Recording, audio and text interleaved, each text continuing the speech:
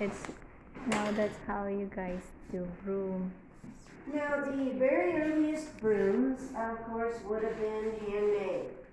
Most people did their own stuff back in those days, and you would just go out into the fields or the woods in your neighborhood. You would gather together some sort of plant and tie it onto a stick. And in my country, we use, the coconut leaves, the Oh, stick. okay. Yeah, we gather them and then we just tie Okay. them.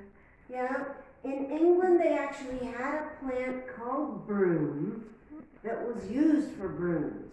Okay. And that's where the English name broom comes I from. see. They also Okay. used birch branches, which were common in other parts of Europe. And so I'm assuming you don't have birch trees in the country where you came from. No. Because birch trees were common in England and Europe, and birch trees were often used. But anyway, eventually, part of the trouble is that most plants, when they get dry, they're going to be either brittle or stiff. Right.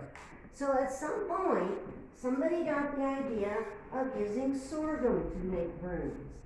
Now, sorghum is a plant that you can get a sweet syrup from, similar to molasses. And back in the early days, a lot of people grew sorghum because sugar was very expensive.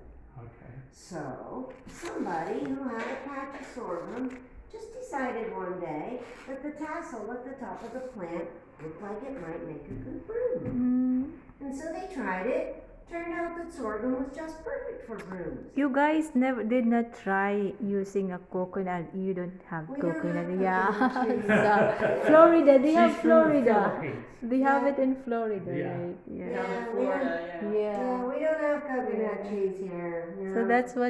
that's how we do brooms in the Philippines. We just cut the coconut leaves and then gather the sticks in Yeah. it, Yeah. tie it. So yeah, here they used mostly, they either used the birch branches, probably were most common, but willow branches maybe.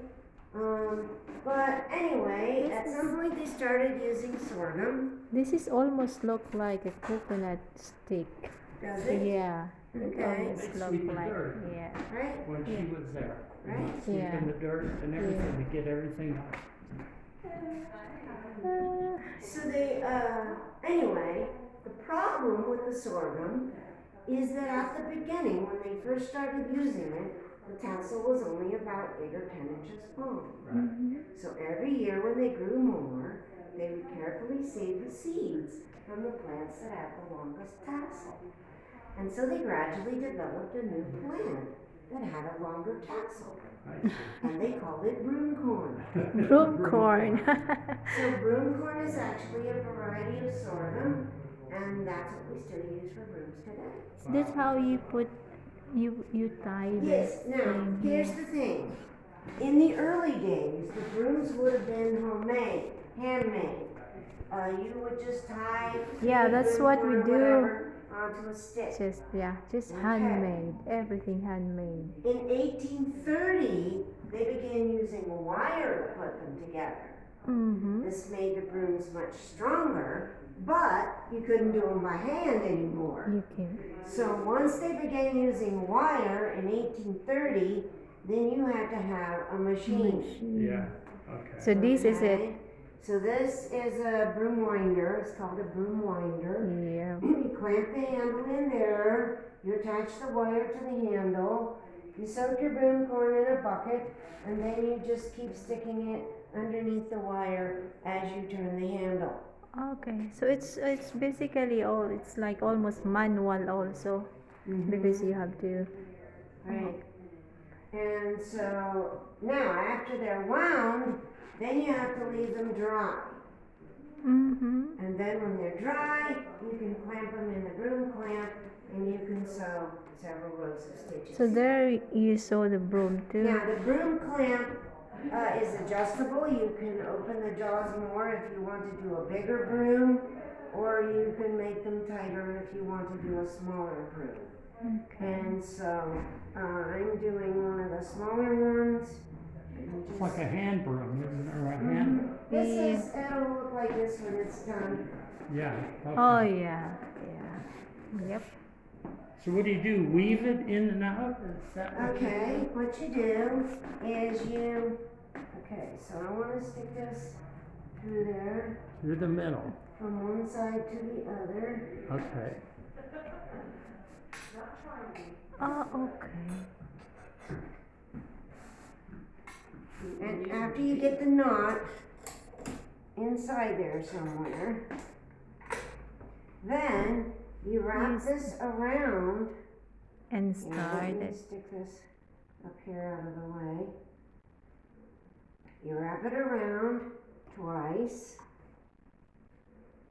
And then you just sew Oh, over okay. top of the two pieces that you've wrapped around. So that's how it works. You just put that on there like that. And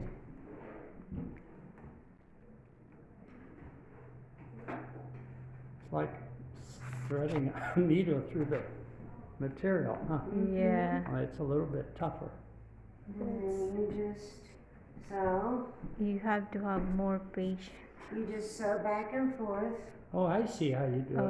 Okay. You just sew back and forth over top of those two pieces. Kind of Okay. spread it out a little bit.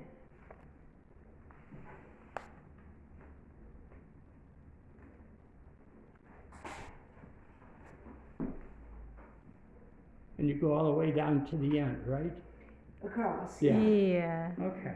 Yeah, that's nice. That's neat. Interesting. And then that holds everything together. Mm-hmm. Okay, thank you.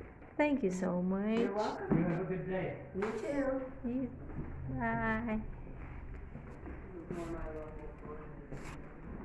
What is that? Look at that.